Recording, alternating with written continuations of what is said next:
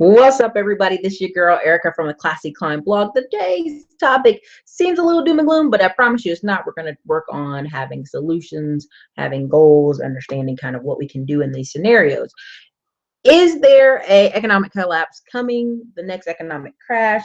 Now, many people say, well, Erica, what are you talking about? Housing's going great.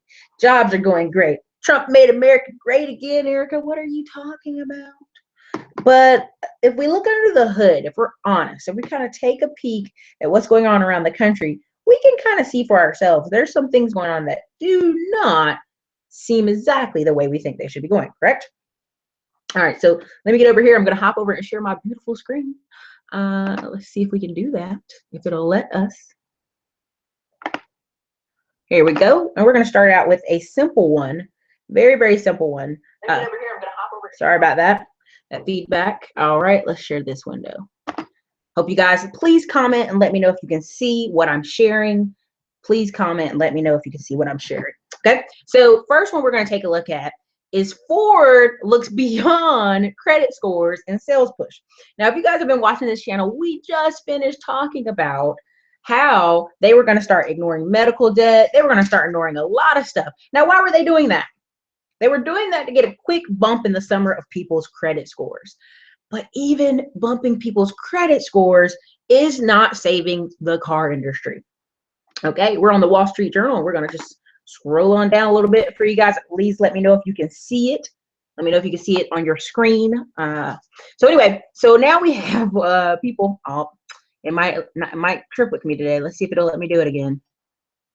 Uh-oh, it might be tripping, but I've been reading Wall Street Journal all this morning. So, so anyway, so as you see, there's a man looking at it, looking at these trucks. Now, let's be really honest. 9 times out of 10, when you see men with trucks like this, what do you assume their job title is? Please put comments below.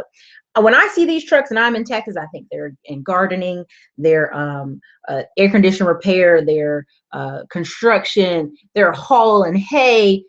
I've actually met several men who won't even let people use their truck to move stuff from house to house. I mean, I'm straight up. They won't even be like, you need to move this week? Yeah, man, I need to move a bed. Man, you can't use my truck. My truck's not for that. It's a pickup truck. It's a $40,000 Dodge. I mean, are you for real? What does this truck do? Is it just to look pretty? So there's a lot of people in the marketplace who are paying for these $40,000 trucks. And I think I've told you guys about our neighbor, military neighbor, his wife and him were fussing because he wanted her to sell the minivan and, kind of get a smaller car.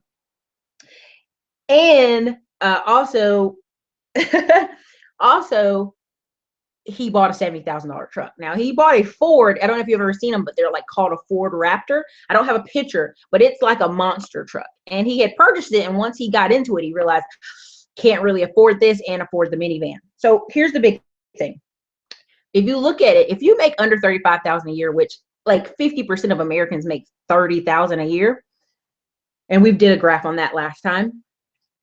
By the time you add up a car payment, and the average car payment in America right now is going closer to $500. Let's just say it's $300 for sake of argument. It's a cheap car and it's $300. Well, new car insurance is going for a lot of people $150 to $250 a month. So now we're already at $500 a month. Then we're talking about gas and trips and other items that you may not account for, tires, you name it. Stuff happens monthly. So you're like in the hole $600, $700 on one car. And that's not even the most expensive car. We're just talking about a smaller vehicle.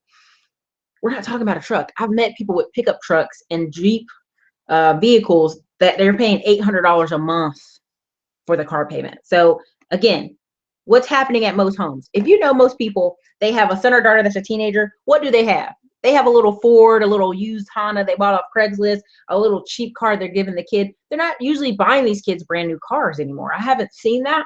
If you guys have, please let me know in the comments, because maybe I'm wrong. Maybe you have neighbors and they're buying their kids new cars.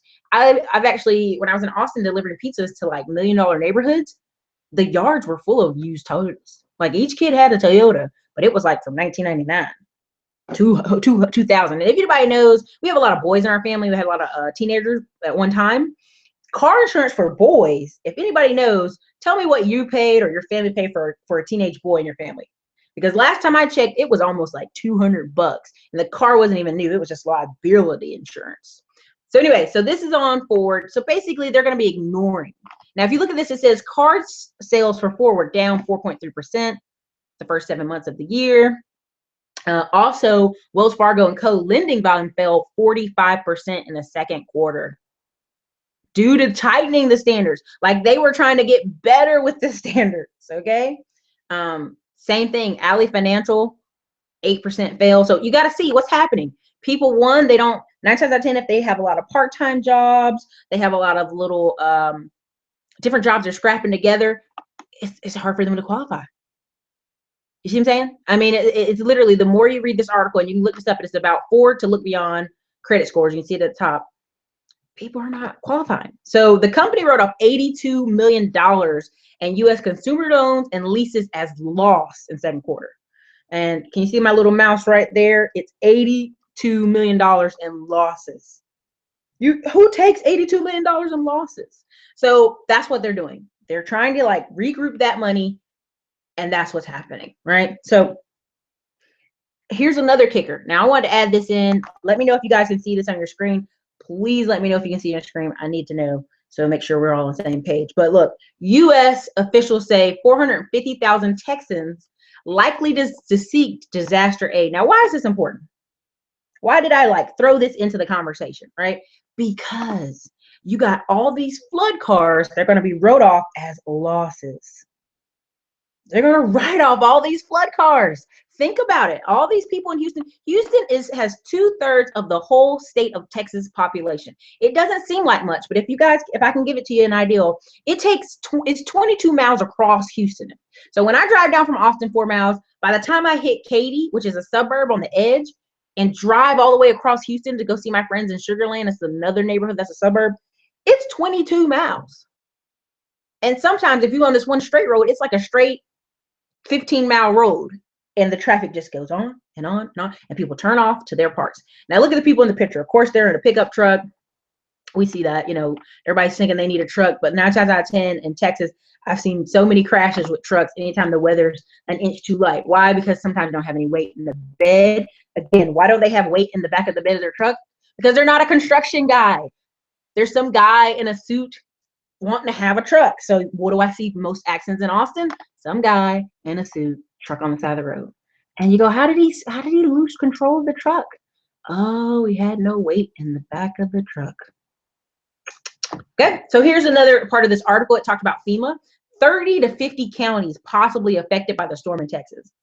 30 to 50 counties. Now, I just told you 2/3 of all the population of Texas live in Houston and around Houston. And they've already told you thousands of people don't have insurance. What does that mean? That means Texas is about to get a hit. Now, if you've ever been to Houston, it's big, it's huge, it's beautiful, it's a concrete jungle, whatever they want to call it.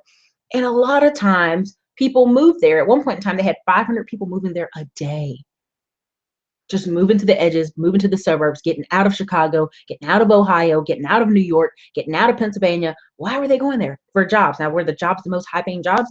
Not if you didn't have a skill. If you didn't have a technical skill, you were working the lower wage jobs.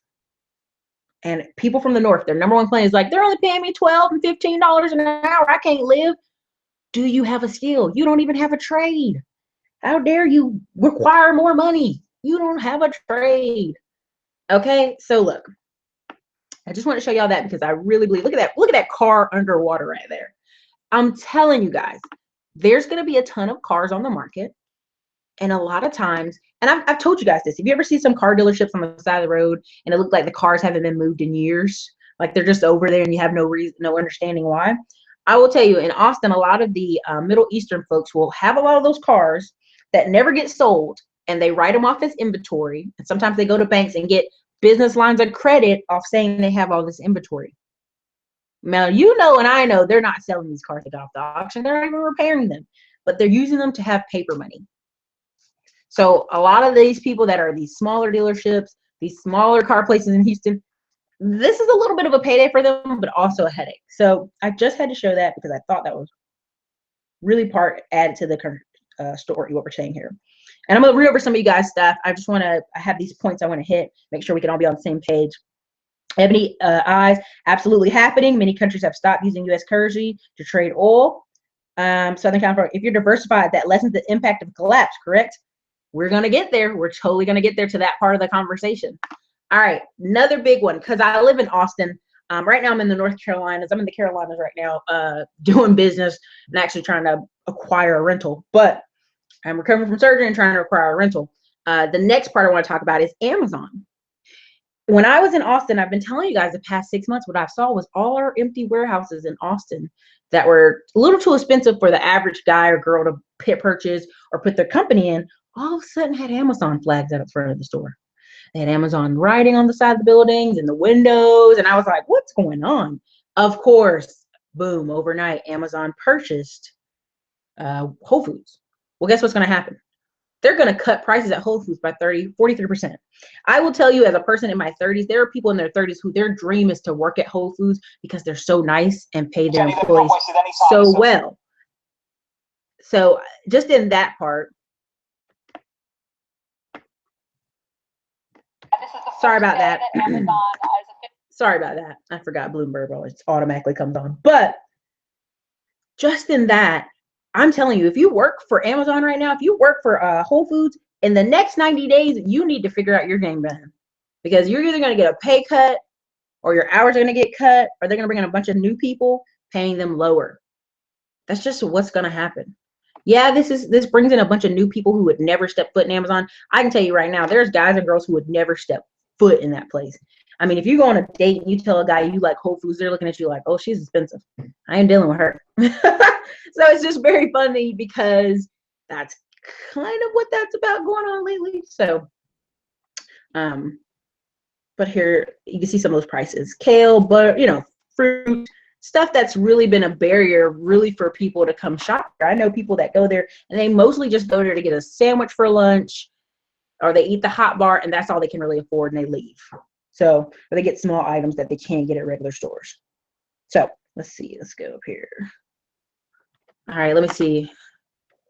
I don't want to talk about that yet. Let's see if we can go over here to this one. All right, let's see if it'll let me. More than 1.1 million borrowers defaulted on their federal student loans last year. So I want to give a slight story. I was in a group and the woman was saying, I haven't paid my student loans in 10 years. What should I do? The first thing out of my mouth I said was pay them. Now, many people are in this belief that they can just avoid debt, avoid it. I don't have to ever pay it down. I'll just somehow magically default on it and they will remove it. They are not like regular bankruptcy debt. They are, student loans stick with you, right? And so 3,000, this basically article was talking about 3,000 people a day default. But when I was in that group, the first thing and I tell you guys, I'm in like 10 different credit repair groups. I'm in 10 different like just economic groups talking about things with people. And I just check in at least for 20 minutes at a time. And then I just bounce out, because if you're in there, you could be in there all day. But the point of this article is it's people like her. They haven't paid in 10 years. They're asking people, what should they do? And I go, baby, if it's $20,000, you could have paid $2,000 a year for the past 10 years.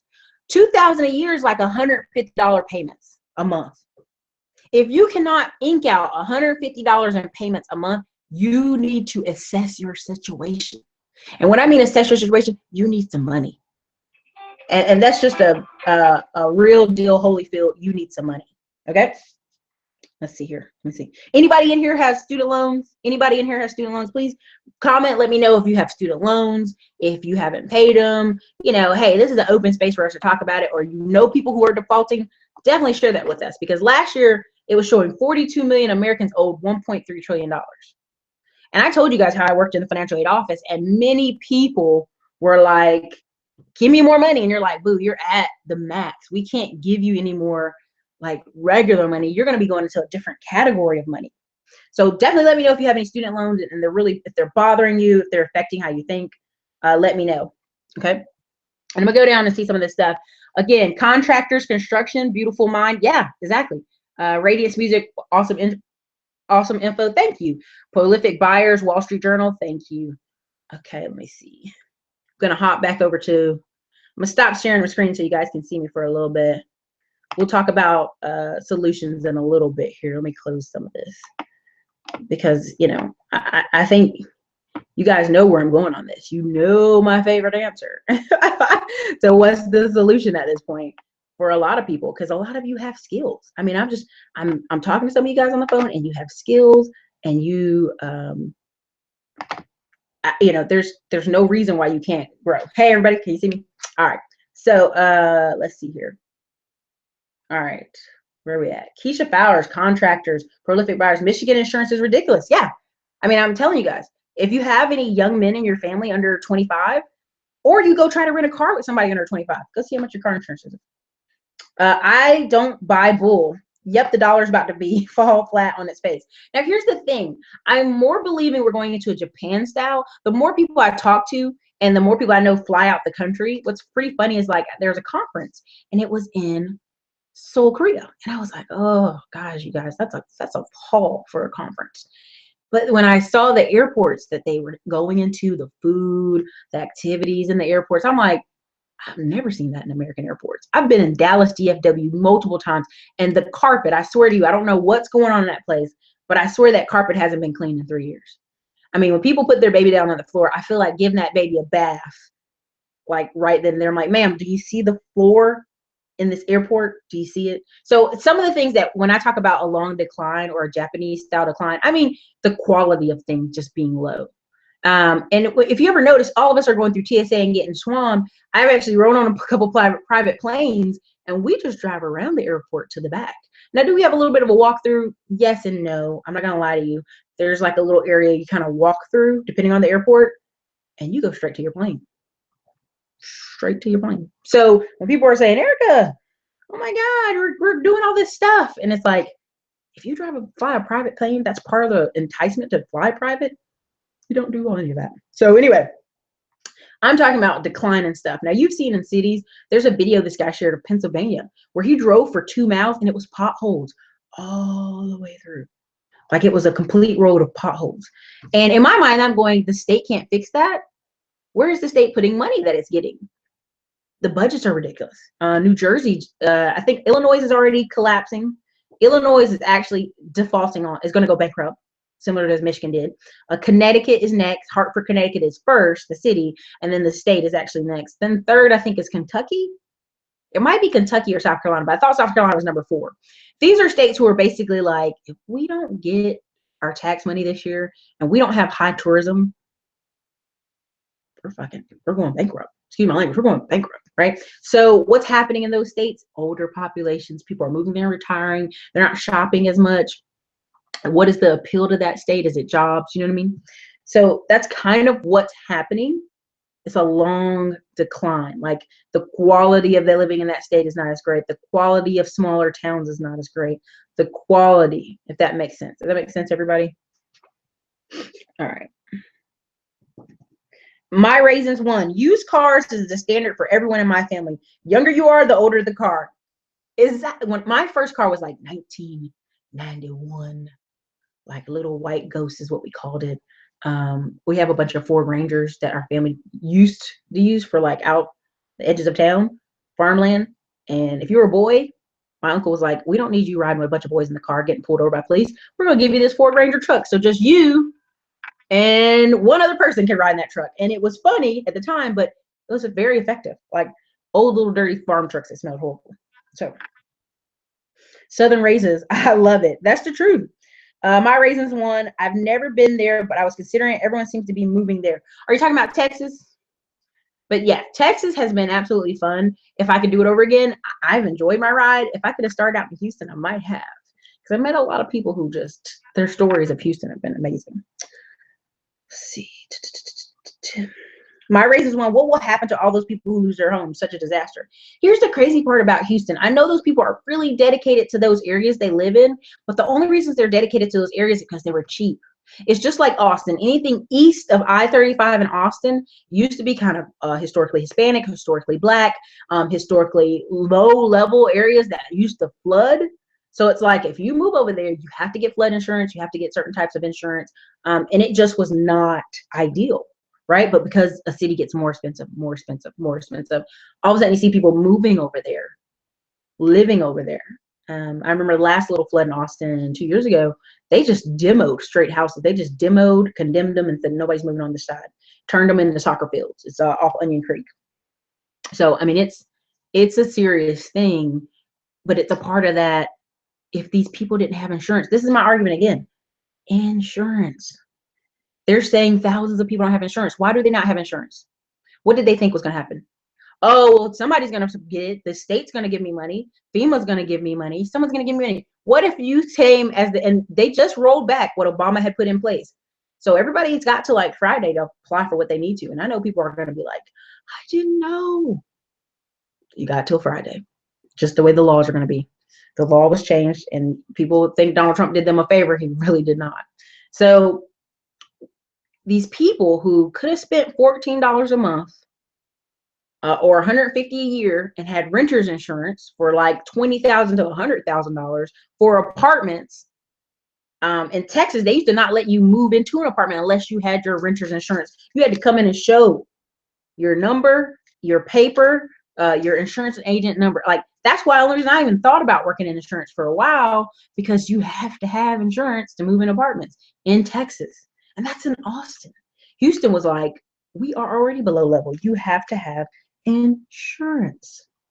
You have to. Now, if you add up what's in an apartment, I don't know if you guys, depending on how big your houses are, where you guys at, add up your kitchen alone, you're spending $5,000 in kitchenware. How much you bought for your furniture, your bedroom sets, your clothes, to replace your clothes. If I gave you $10,000, would that be enough to replace all the clothes in your house right now? Let me know in the comments. If I gave you $10,000, I don't know how many people are in your house right now. Would that be enough to replace all you guys' clothes? Just 10 grand. Just 10 grand. Because from what I've seen, when I've seen fires of apartments, it adds up real quick. It adds up to like 30, 40 grand, even one bedroom apartments. From what I've seen of fires in Austin. So I can just imagine these people in Houston losing whole houses. Economically, it's just not even funny right now. So, okay, we don't stay on track. But basically, car sales, I mean, we have a recipe for a disaster. Car sales, housing, because we're talking about people on one hand of Houston. These people, they'll be shuffled to another part of Houston, different apartments, different complexes. But guess what's going to happen about 6 months to a year? These apartments that are being emptied and cleaned out, they're going to say they're good now. We've cleaned them up. You can move in for lower. And what's people going to do? They're going to move right back over there because of the cost of living. They'll move right back in. So student loans, 3,000 people a day defaulting. Housing's crazy expensive in a bubble. In Austin alone, we've moved everybody to the edges of a circle of a donut. Car sales are down. What's happening? We're going into a long decline of where people have to adjust their expectations. I meet kids all the time. I even have a kid in our family right now. I'm talking to him about working, and he's like, well, I want an office job. But you have no skills. You have construction hand skills. And I didn't mean that in a negative way or disrespectful way, but sometimes I think young people, and I'm going to do a separate video about that, they are seeing other people's lives on social media, but they're not doing what it takes to get there. Right? They're not taking the classes to get there. They're not taking the right courses to get there. They're not doing certificates. I had a friend and everybody laughed at him. He was a bank teller. He went and got a bank teller certificate and then a bank loan officer certificate. Same time, he's working on them, getting them done. And he got hired at a bank and everybody's like, man, you don't get paid nothing working at a bank. You pay like $12 an hour, $13 an hour. That's not enough money. Well, 6 months later, he was a loan officer making $50 a year. Why? Because he took the time to take the certificates. He told me even in his class, there was only 5 people in one of his classes because nobody thought taking a bank teller or bank loan officer certificate made sense. I mean, that's what's happening at our community colleges. Actual converting skills, like go here, get this converted skill, appraiser, home related things, truck driving license in 5 weeks. These things are actual skills you can use. Kids don't want that. And I'm saying kids, but I can say millennials. I can even say people in their 40s. They want an office job because I'm too old for that. But you don't have the skills. You don't have the skills. So we're going to get over to the second part of what we were talking about today. But I'll read over some of the stuff you guys said. But for real, you guys know what's up. Hey, Erica, you and your family in Texas, okay? I'm absolutely fine. All my last of my family that was in a military town, they are all back in North Carolina. It's literally just me in Texas and a lot of different friends, and they are A-okay. I'm in North Carolina right now. Yes, Trump is right about the infrastructure. When you travel outside the United States, USA looks like a third world country. Yeah, there's parts of the United States. I've gone to parts of Mississippi and Alabama, like just driving through like the highway, and stopped and was like, is this town in the 80s? Am I in the setting of in the heat of the night? What is happening here? And so when these kids are arguing with me about office jobs, I'm like, you need to get out of this town or go get some skills, right? I'm not trying to be a jerk, but you need some skills, right? So I've gone to places in, oh God, where was it? Was a town I'm trying to think of. But even Killeen, Texas, Fort Hood, the biggest air base in the whole United States, its town was like 20 years behind. They had just got a Logan Steakhouse, a Pluckers, certain restaurants, and it was like all of a sudden, other side of town, some money came in, like investors came and built up a plaza, and Barnes and Nobles came to town, and they were like, "Oh my God, we got Barnes and Nobles and a Starbucks." I mean, that's seriously what's happening in some of these rural areas. So when people are kind of saying, "I don't want to go outside America; it's unsafe," like I said, I've been going on cruises, corporate family cruises for 15 years since I was like 15 years old. And literally we've gone places and been like, this is amazing. This is amazing. And this would be in the Caribbean and tourism, but we're like, this is amazing. This looks way better than I thought it would. You know, we're so surprised every time because what do you hear on the news? That everywhere's bad, everywhere's unsafe. Look at Thailand. I want y'all to do this for yourself. Google vacation resorts in Thailand or vacation condos in Thailand. What you can get for $1,000 a month. If you've ever lived in New York or anywhere above Virginia, $1,000 a month gets you like a box. You go to Thailand, it's got your front pool, it's got you a garden, it's got you 2 bedrooms, it's got you like a spa bathroom. It's crazy. So anyway, I'll stay on topic here. Beautiful mind one. I have student loans and I've maxed out in undergrad and I still have 9 classes to do before I get my undergrad degree. Now I want to be a financial advisor, but can't be because I have to finish. You do have to finish. Edward Jones, a lot of them make you do finish. You can work in the office as a front office lady. You can do several different things related to financial advising. You can be like insurance related because insurance is like an $80 class and you're there. But I would tell people a lot of times insurance, the reason people get out is they want you to contact all your friends and family. They want you to kind of work your network, right? If 150 people you know, but that's just it. Like it's better to go through Edward Jones or somebody and somebody give you some of their clients and let you work through the system because 150 people you know right out of college might not have any money or be interested in doing long-term planning. Okay. Finish the 9 classes, but the program I was in, the classes are $1,000 per class. You know what I'd say? I'd say go for it. I mean, if you have to use a credit card, do it. I would hate to use that, but it's better to finish because I notice a lot of people when they get those last couple classes and they don't finish the degree, 10 years later, they're like, I should have finished my degree. I had a friend get ready to be married in 6 months. She went back to college, finished her degree before marrying him. And he was just like, for real? And she was like, yeah, I got to do it. It's bothering me. I feel like my career can't go anywhere because I didn't finish my degree. So, I mean, it's each his own. Prolific buyers. Erica, what are some business opportunities that can arise from economic collapse for a small investor? Boom. That's essentially what today is about. What is your goal? What is your goal? Like, and when I say what is your goal, what is your financial freedom number? What do you need for your family to make it? If you know in 2 years kind of the storm is coming and brewing, or let's say you were going to lose your job in the next 6 months, what are some of the numbers you need to make it? And as you guys are thinking about what that number is, we'll go over some different opportunities here. So beautiful mind, I'm paying my student loans and I'm a public service, loan forgiveness. Yeah, people don't realize if you work at a low-income daycare, low-income neighborhoods as a teacher, a police officer, a corrections officer, and I think 1 or 2 other things, you could actually get loan forgiveness depending on the state if you do about 3 years worth of that. So there's opportunities, but at the end of the day, 3,000 people defaulting a day, some of these people are just not making good choices.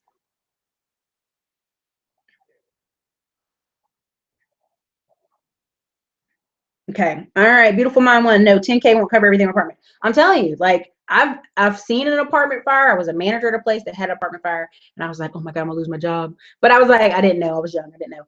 But and we went and looked at the place, like kids' toys, kids' clothes, food in the kitchen. It's not just you can't eat the stuff or touch the stuff, it's this it's smoke in the actual clothes. So yes, the fire department comes and sprays water and all this other stuff, but like the smoke in the clothes is dangerous for kids, it's bad for your skin. Like you have to toss things, straight up toss things. And so 10,000 is just not going to cover an apartment. Okay, let's see. My daughter was just hired as a video banker. You mean teller? Okay. I will have her look into a loan officer certificate. Yeah, it's totally worth it because here's what's happened. 9 out of 10 bank tellers rotate often because what happens is the person comes to work and realizes it's not high pay. It's just not high paying enough. And so they usually lose people yearly. They have usually a high turn rate. So what I tell people to do is, and if you're serious about, you like the bank, you like the company you work for, go be a loan officer because you can take that anywhere. Now, yes, you can take bank tellering anywhere, but you got to learn different systems everywhere you go. I'd much rather you be a loan officer. So, yeah, tell your daughter. Ebony Hayes, yes, I'm paying them. I'm not in the fault. Good job, Ebony. All right. Say it shy. I just joined. But my question is, if a business degree is a waste, and if so, what's the most worthwhile degree or certificate today? I'm a millennial starting out. It's all about skills. It's all about skills. Now, I'm not saying any degree is a waste. This is what I would say. Sometimes a BA degree or a BS degree gets your foot in the door. Prime example is in East Carolina, a group of fraternity guys, they all got each other bank jobs, different capacities. Like they all worked for Wells Fargo and they all worked for Wachovia. This is right before Wachovia was turned into Wells Fargo. They got purchased out. And the only reason they got their foot in the door is because of who they knew and into the door. Now, only reason I'm saying, if you're already in the process of finishing your degree, internship, and internship somewhere where you think you can get your foot in the door in smaller companies. So prime example, there's a space in near Chapel Hill, and there's this area of all these buildings, but it doesn't seem, they're not super glamorous. They don't seem like there's a lot of money going on there. They're every kind of company you can think of is in this kind of work area. It's like insurance companies, AC repair, everything you can think of. And so many young people, when I first left college, was like, come over here with me and fly over here. And I would go, why? But they were getting their foot in the door in the smaller companies that you would be valuable and they wouldn't want to fire you. It's like 10 people on staff and they need everybody on staff to do their job, right? And you can get all the training you need and kind of get all you need at the door. So I would tell you, if you need to finish your degree, but what is some skills you can get? Because I've seen people get a degree in accounting and the guy went back and got a truck driving degree because he couldn't get a job, his foot in the door. And everybody told him, you have to do an internship, dude. Period. What are some skills that you're good at? Can you take some assessment tests? They're free online to kind of see what's something you would enjoy or want to do. So, beautiful mind. Should I become a financial advisor in this economic / racial climate with Edward and Jones? So here's the thing. I think people always say, oh, financial is going to suck in the next couple of years. It's actually not, because what's going to happen is a ton of people are going to go, I need to retire. How can I retire? Same thing with insurance. Like right now, what you're seeing is a boom in insurance and other things because the whole GoFundMe is played out. The whole like GoFundMe, I need to pay for a funeral for my parents is played out. Like when you and you have to figure out what's the best platform for you. There's a woman named Yolanda Spivey. She's all over Facebook. She literally has ridiculous amounts of clients because she's always advertising. I can get you in there for 14, 15 bucks a month, life insurance, right? Like she's advertising that over and over, and people, need, 200,000, 300,000, because just age and life is life stuff.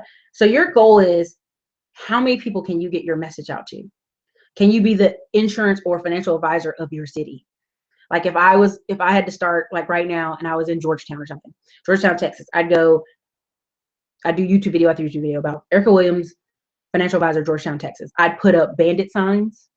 I know this sounds crazy, everybody's saying bandit signs, but I literally put up bandit signs, $14 a month, $100,000 security for your family. I'd have all kind of catchy things where I could get people's attention, and that's what I would do because as it turns, I think people are recognizing that you got to have assets. And this whole economy, like that one job, one stream of income, pension thing is over. People in New York right now are getting cut down to 1/3 pension. The woodworkers and welding union, I think. I'd have to double check. But anyway, I'm gonna take this one and then we're gonna focus on what are some of the things we can do. What are the best money-making skill I should learn in and outside of school? Honestly, investing. Like, I'll give you an example. I was watching Bigger Pockets and there was a couple who they were dating. They were seniors in college. They both got a refund check. And this is similar to stuff I've told you about my classmates. They went and their first thing they did was flip a house after they graduated. And then they just kept rolling the money. They did a refinance and they rolled the money again. And now I think they have about 10 properties, if I'm not mistaken. But the key is, what is a skill you have? You got to focus on what skills you have. Do you have a notary skill? Can you go get a certificate from community college? A lot of things people want to do can be picked up in 6 months to 2 years. A lot of smaller community college related skills can be picked up in 6 months to 2 years. So you have to figure out what's best for you. Do you want to work outside? Do you want to work inside? Now, here's some of the things the 4 or 5 things I'm saying. Pay it down. Don't avoid it. On the student loan debt, on the car debt, because what happens is if you keep that credit looking nice, the business lines of credit, the credit card opportunities can get your foot in the door to kind of give you that money you need to kind of roll your business. If you need credit repair, of course, you know, you guys can always message me. It's in the links below. I do specials all the time. What is your goal? Okay. When we just talked about a minute ago, what is your goal? What is your financial number? Is it $4,000 a month, $5,000 a month? What is the number that you guys need to survive? I had a friend who literally just was like, all I need is 3 triplexes to make it. And I thought, well, that's stupid, dude. You need more than that. But his spend was very low. He had a paid off Honda from like 2009 or something like that. It's a pretty nice car. Still nice. He doesn't have many student loans left. He has a very small spend. So if you only got $2,000 a month you need to live, and you're making $6 grand off rentals, I mean, you have to decide what's your number. That's really the most important, because that gives you a launch pad of what's your direction. What's the fastest to get that goal accomplished, right? So if you want it, start. 9 times out of 10, I'll hear people say, Eric, I've been thinking about starting a business for 10 years. I've been thinking about starting this side thing. I've been thinking about going to get my barbershop skill license. What is, the barber license, my barber license, my hair salon stuff. Like, people have been talking about having a side business for a long time. There's nothing wrong with using a couple Fridays and Saturdays a month, at least 2 a month, to build something on the side. What do most people do Friday, Saturday? Looking for the party. I'm looking for the party.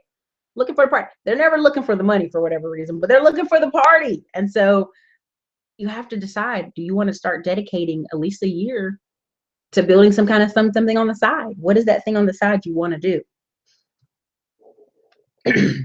Is it buying units? Is it buying real estate? Now, another skill that's going to come in handy if you're in that area, that Texas area, let's say you're in the Texas area, and I already know what's going to happen. If your company is certified, like has certified guys who can do water restoration, fire damage restoration, just plain old painting and sheetrock skills, when this water comes out of Houston, there's going to be a flood of companies come in. And they're going to be trying to work with insurance companies to get those jobs. They're going to be trying to work with home appraisers to get those jobs. If you have a construction related company, man, somewhere like Houston is going to be a moneymaker for you. Like, even in Austin right now, we're actually 8 months behind on home building in certain communities, because when the Trump thing happened, where they thought ISIS was going to come and take everybody away, they moved to Houston, and they moved further south where it's a little bit more brown past Austin. And it actually threw off the housing industry for I think 5 to 8 months. So some people I knew were trying to get closing on like a house getting built in Georgetown or in parts of Austin where they had nothing but a slab. Yeah, it ended up being a holdup, kind of putting a monkey wrench in their plans. So time and choices. Like I told you about the woman earlier, in 10 years she could have paid $2,000 a month. And that's just $150. It's $150, dude. Like, that wasn't even like $150 a month. Like, she could squeeze that out of 2 paychecks and had each paycheck give out $75. Like, small amounts, like, hit it where it's at. Don't avoid it. Time and choices, adapt and change. If some of you guys are real estate agents, you know what's about to happen in the economy. You're going to have a tough time with people affording stuff. So what do you need to be doing? You need to be making referrals with people like me, credit repair people. You need to make referrals with mortgage lenders. You need to be making referrals with home repair guys who can get the house looking better before you sell it. You need to be having a Rolodex of people you work with, period. That's just what needs to happen. I'm going to read a couple more of these, and let's see. All right. Please elaborate further on what the financial collapse will look like in this country. Will it be worse than the recession of 2008? How should we plan for it? Joseph, we talked about a lot about that in the beginning of the video, so just hit back in the past. But essentially, it'll be a lower standard of living, and you won't notice it. Now, this is why you won't notice it, because what will happen is you'll start driving on roads and you'll be like, man, this road is raggedy. You ever in a car with somebody and you're like, this road is raggedy. You go to the school, you visit your kid's school, the school looks very what's the word, run down, right? If you ever go to certain restaurants, it's not as clean as it used to be. I don't know if you guys have noticed this, but McDonald's McDonald's tore down 700 McDonald's in America. So some of the franchise people, they paid their money. Some of them were corporate offices, and they actually just got rid of them. They weren't making money. The repairs were too high, and then they kind of invested repairing McDonald's all over the country. So they tore down 700 McDonald's because they've had such bad PR, and then they went back and revitalized some. So let's say you're in your town, Joseph, and you're driving around and you're seeing old buildings, old schools, old roads, old bridges. Go Google the bridge report for your city right now. I don't know what city or state you're in, Joseph, but right now in North Carolina, we had a report of 2,000 bridges being old, damaged, or raggedy, right? And they basically were like, these bridges need to be repaired, or they need to be, don't let people drive on them. Some were wood, some were old iron bridges. And so North Carolina went around and did the fire ones, right? The ones that were F, they got a grade F, they immediately did those. G and C, they didn't. So you still have people driving on bridges that are C and D grades. So it's things like that. Also, you'll start seeing more vacant commercial space. I don't know if there's parts of Houston where you'll drive and it'll be empty plazas. Brand new plazas, but half of them empty. They got a Starbucks, they got a few other stuff, but they're half empty. Why? Most people are gonna say, well, they're asking too much for rent, or they want too much of this or that, the security deposit. You'll see a lot more of that, right? You used to go to little small towns and you'll see like a raggedy rundown downtown. You'll start to see that more in the other parts of the city, where it's empty spaces in plazas. You can see that now. Lots of empty spaces. Same thing that happened in 2008. You had a lot of plaza space that was empty. Now, what's gonna happen for the people that stay open? For when I tell you guys to start businesses and start marketing and branding your businesses, when I talk about bandit signs and talk about referrals and coupon codes, why am I saying this? Because the companies that actually grew during the last recession are doing better now. That's the difference. The Grant Cardone book, if you're not first, you're last. The people who just stop marketing, we got to save all the money. We can't spend any money.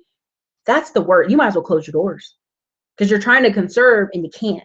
Like right now, as I have our painting company, while I've been in North Carolina recovering, has been doing $7,000 in a week, $9,000 in a week, because we keep marketing and we keep advertising. And you guys may see on my Facebook, I take a picture or two, and and I say, hey, you guys, we do this. And then we go work with home flippers. So we have about 5 companies we work with in Austin that flip homes. So when they need to call us, all of a sudden they call us for 3 homes, 4 homes, 5 homes, all at one time, and we take all the deals. How does that happen? That came from marketing. That came from calling. That came from reaching out, right? So it's a marketing in bad times. Now, what happens to the average 1 or 2 guy company, right? If he's just a cleaning company guy by himself or a husband-wife duo, when they're busy, they don't advertise. When they're run out of money, they start advertising like crazy. It's like a spigot. This is what they're doing, spigot. If they actually would hire 1 to 3 people that they could use part-time, because guess what? There's always a guy or girl looking for part-time work. I know a man right now doing part-time UPS because him and his wife are teachers. His wife is spendthrift, okay? And so he's part-time working for UPS, but what if he could part-time work for you? Cleaning floors on Fridays, Saturdays, power washing car dealerships. I know people who that's their whole company, power washing car dealerships, power washing schools, and power washing apartments on the weekend. There was a part in Texas where we were in a drought. You couldn't power wash. So whole little power wash companies went out of work. And those guys did what? They went into fence repair. They went and then got absorbed into other companies to do other work. But it's an easy company. If you're 18 years old and you're saying, Erica, I don't have any skills, can you power wash? Go to Lowe's, get a $500, not the cheap one. Don't do it. You'll waste your money. $500 power wash kit system, some soap, and start putting out some flyers. Hey, I'd love to clean off your driveway. I'd love to clean that moss off the side of your house. Watch some YouTube videos, get some training. But I promise you, it's a big market. You have a lot of people who own homes. They're getting older. They're not cleaning things at the level that you think they should, right? But that's just some examples of things you could do. Okay, I'm gonna go down. I see there's a ton. I see you guys. I think you guys are doing great today. All right, please elaborate further. Okay, John, the most worthwhile skill is tech. Yeah, she's right. It's tech. Look up, yep, All these are certifications. Yep, entry-level tech certifications. Number one tech certification, I think I did a video on it. You guys can let me know if I put it on this channel or not, but cybersecurity. Entry-level jobs for cybersecurity right now is $80,000 out the gate. And this is something, cybersecurity is something we're probably going to see a 10-fold increase in jobs, where you come to a company and the company's not even a big company. They may have like 50 employees, but they need cybersecurity. They keep having hacks. It's messing up their money. It's messing up their profits. They need some help, right? So $80,000 is the entry-level pay for cybersecurity. Now, let me tell you about that. A mechanical engineer with 4 years experience is getting $85,000 a year. Who do you think did more school? The mechanical engineer or the cybersecurity person? So that's somewhere you could go. Very good. Thank you guys for your suggestions. Please, you guys, look at these suggestions. I'm going to actually do a screenshot and put that in the blog article. That's something we can do. Okay, so let's see. Okay.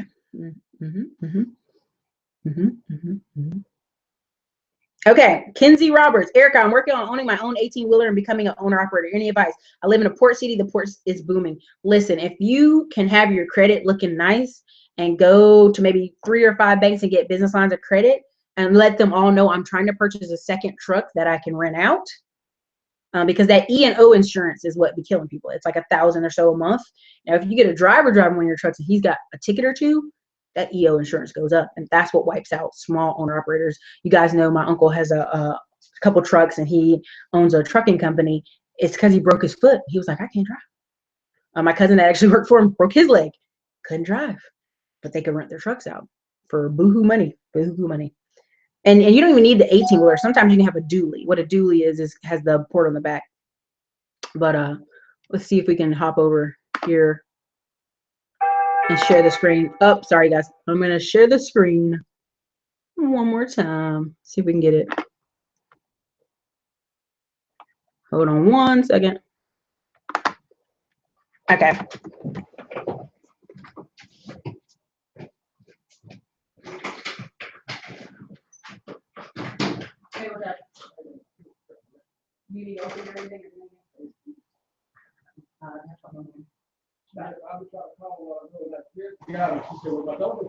Just call her and tell her about these.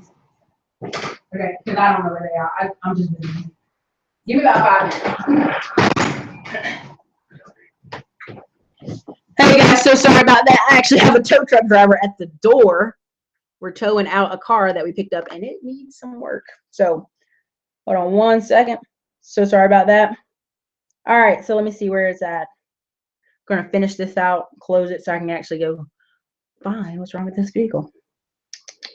All right, Teresa text 1099. Okay, I came in on telling. Sorry, Teresa, we're about to close it out. I mean, I'm debating whether or not to return to school for accounting. Oh yeah, the accounting. I think accounting's very good. I think the thing about accounting is audits. If you're going to go for audits, that's going to be a good space for accounting, because those audits of big corporate companies is what's happening, right? Because they're trying to find out, where are we losing money? What department's losing money? Is it employees? Plus, they do a lot of outsourcing of accounting now, and even HR. That's what recruiters are.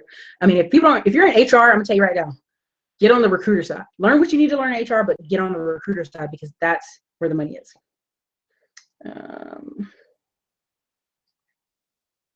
John Smith, yeah, tech is dry and boring, but I tell you this way. Just like when people say they hate truck driving, but they make a ton of money, go invest your money somewhere else. If that's something that you know is dry and boring for you, if you invest, you can thrive off investing into 1 or 2 properties afterwards. You don't have to be stuck doing that. Okay. Oh yeah, Kinsey, they're gonna need drivers, they're gonna need cleanup, we could go into a whole video about what they're gonna need for the city of Houston. If you got skills, if you got demo skills, if you got trash removal skills, all those things.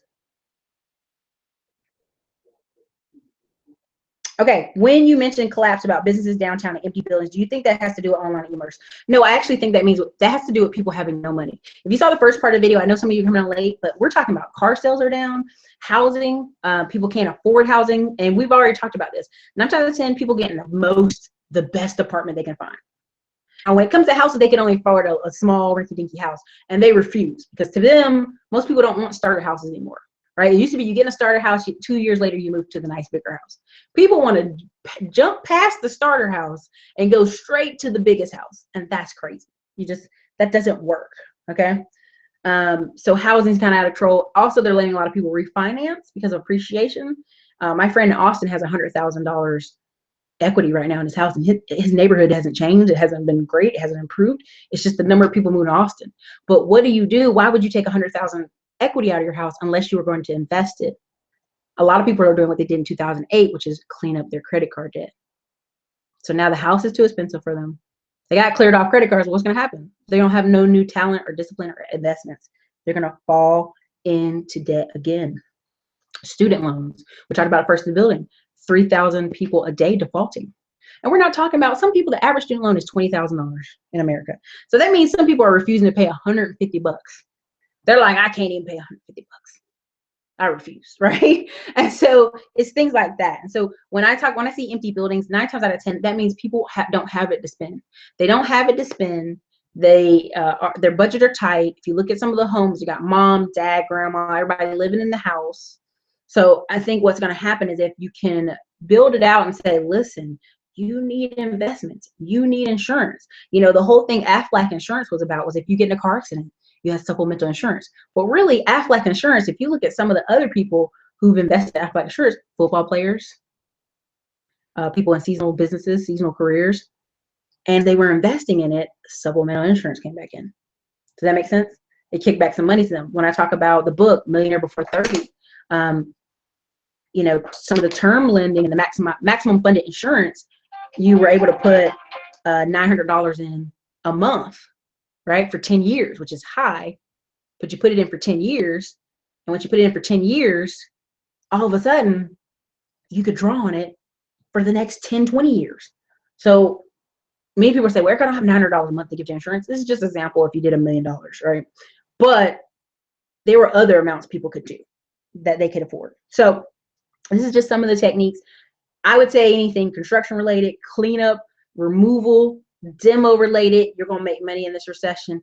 Anything with security. Now, why I say security, I'm talking about cybersecurity. I'm talking about vacant home security. I'm talking about after school security. Why? Because people break into things to steal copper. They break into homes to steal copper. They break into schools to steal equipment. A lot of schools in lower income areas, the reason the city and state are not buying them new computers, they get stolen.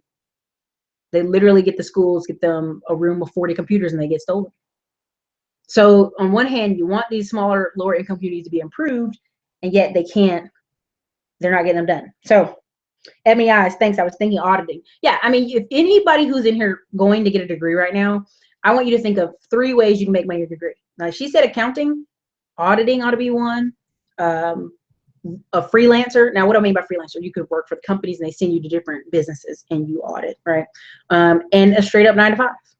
So anything you guys start on here, think of 3 different ways to do it. I have a person who does carpet cleaning. Well, now they're buffering floors. They're cleaning schools and buildings. They're getting bigger contracts. Your goal in this is to continuously be marketing. I know that sounds exhausting to some people. Maybe you hire somebody to do it. Maybe hire some young cousins to put out signs. But the company that gets seen more gets more business.